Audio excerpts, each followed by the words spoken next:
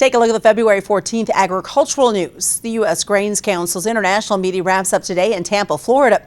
Brandon Hunnicutt, the Nebraska Corn Board, and is a part of the National Corn Growers Association Board, talks about why a Nebraska producer would want to be a part of this dialect.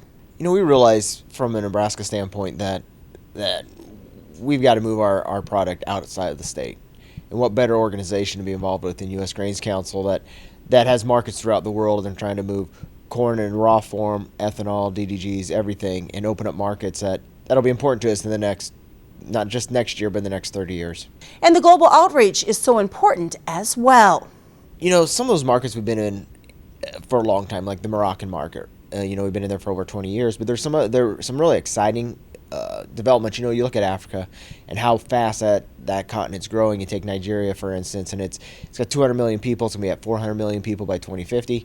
It'll be bigger than the United States.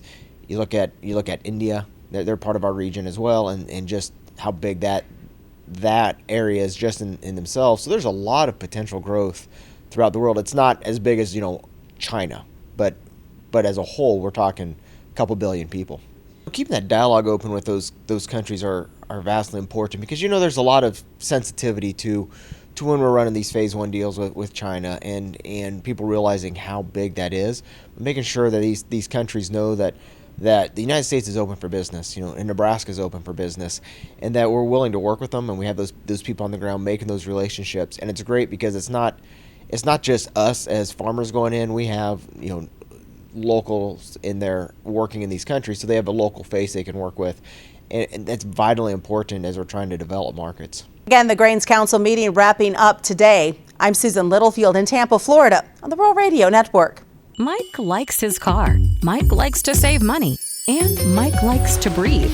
So Mike fills up with E15 with 15% American ethanol. The clean octane in E15 gives Mike the performance he wants from his engine and the clean air he wants for his family. Better yet, E15 costs less at the pump. Higher octane, cleaner air, lower cost. E15 sure gives Mike a lot to like. Discover E15 with American ethanol.